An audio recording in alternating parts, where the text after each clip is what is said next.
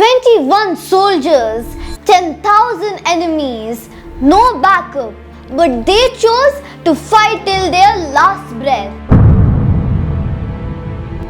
Hi everyone, welcome back to Page Pulse by Lee. Today I'm going to share one of the bravest stories in the history of the world, the Battle of Saragadi. This is a true story of courage, sacrifice and honor. Let's begin. The story begins in the Northwest Frontier Province, which is now in Pakistan. Back in 1897, this region was a part of British India and it was a dangerous zone.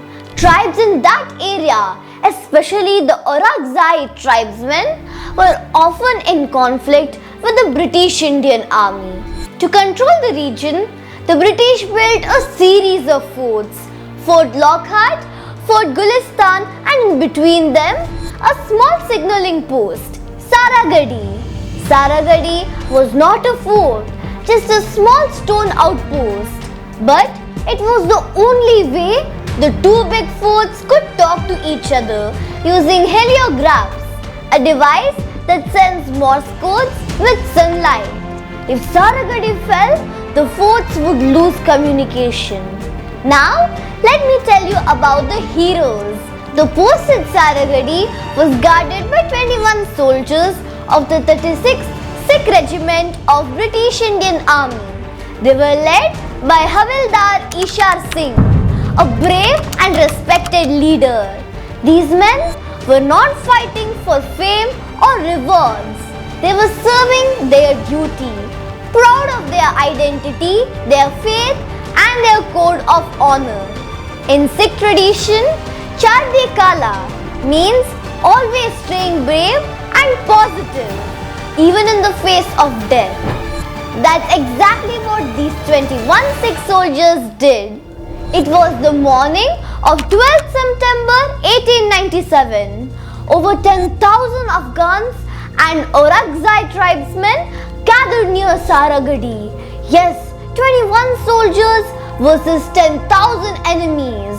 The Afghans wanted to destroy the post and break communication between the forts. The Sikh soldiers saw the huge army approaching. They had two options: abandon the post and run to Fort Lockhart, or stay and hold the post as long as possible. They chose to stay. Havildar Ishar Singh knew they wouldn't survive, but also knew that by holding off the enemy even for a few hours, they could save the other forts. He told his men, "We will fight till our last breath, for duty, for honor, for our brothers." The battle began. Wave after wave, the enemy charged. The Sikhs fired back with all their strength. Every soldier took down dozens of attackers. But as the hours passed, the enemies breached the wall. The Sikh soldiers fought fiercely, even when they were wounded. They didn't surrender, not even once. One of them, Sepoy Gurmukh Singh, was the youngest, just 19. He was operating the heliograph, sending constant signals to Fort Lockhart, reporting the attack in real time. He was the last man alive. Surrounded, bleeding, he sent one final message: permission to stop signaling and join the fight. He picked up his rifle and fought till he fell. All 21 Sikh soldiers were killed.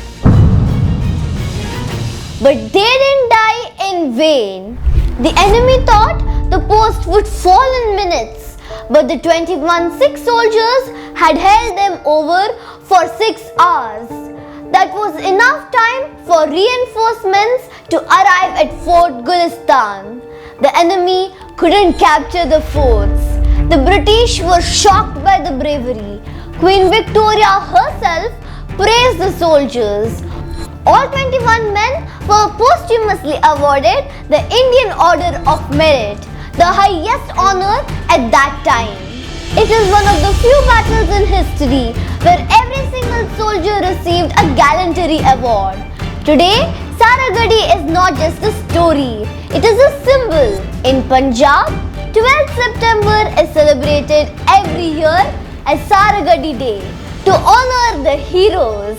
The Indian Army's Sikh regiment still remembers them with pride. Movies like Kesari and memorials at Gurudwaras keep their legacy alive. But this story is not told enough. That's why we at Page Pulse by Lee wanted to bring it to you to remind everyone courage is not about numbers.